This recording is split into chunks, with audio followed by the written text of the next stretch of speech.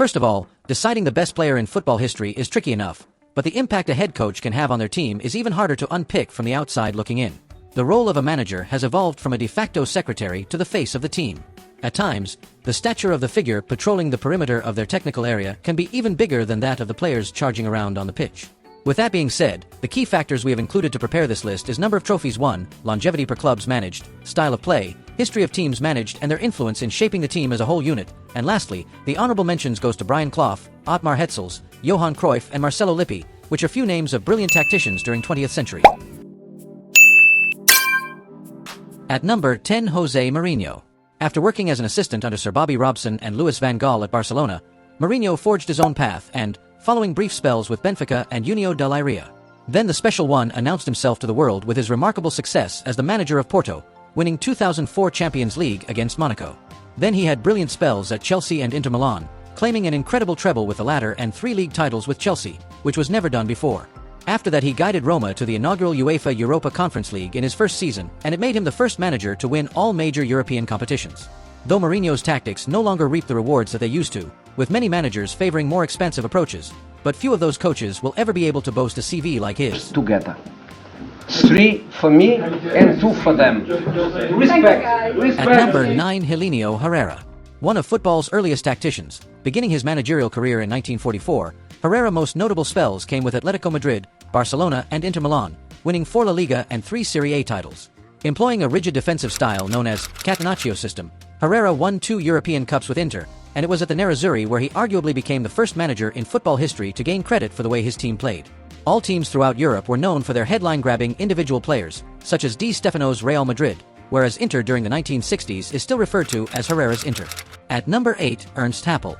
After having underwhelming career as a player during World War II period, Happel went on to become one of the greatest coaches of all time, achieving 2 intriguing feats.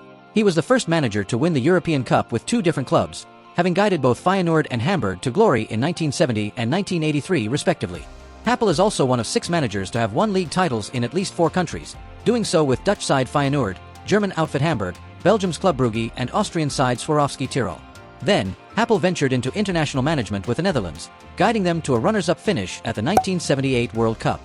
Eventually, only spent a few months in charge of his native Austria, Happel died from lung cancer the same year he was appointed, that is in 1992, but his contribution to the game saw Austria's national stadium renamed as the Ernst Happel Stadium.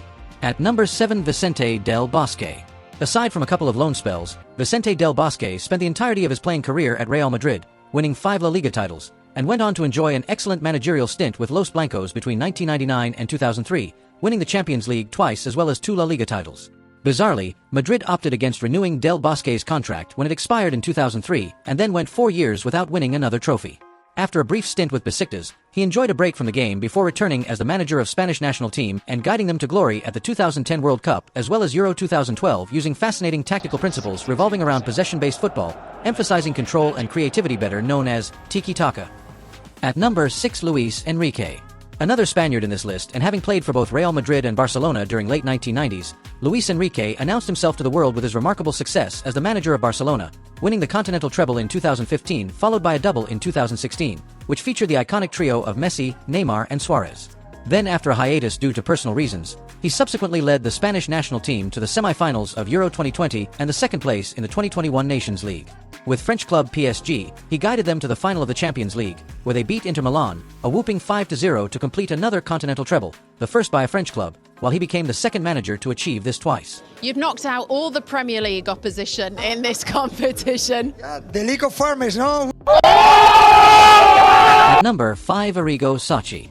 Despite never played as a professional footballer and worked as a shoe salesman before becoming a manager, Sacchi is regarded as one of the most innovative tacticians of all time, and his Milan team played with a fluidity that had seldom been seen before, particularly in Italy. Italian teams at that time put a greater emphasis on defense than attack, but Sacchi was a firm believer in the high-pressing principles that consisted of iconic players such as skipper Franco Baresi, Paolo Maldini, Marco van Basten, Ruud Gullit and Frank Rijkaard. With Milan, he won the Scudetto in first season in charge and went on to claim back-to-back European Cups in 1989 and 1990, and also guided Italy to a runners-up finish at the 1994 World Cup. When his credentials were questioned by a journalist after he was hired by Milan way back in 1987, he brilliantly quipped, "I never realized that in order to become a jockey you have to have been a horse first." At number 4, Rinus Michels. The mastermind behind the total football system, Marinus Jacobus Hendrikus Michels laid the foundations for how modern football should be played at the top level today.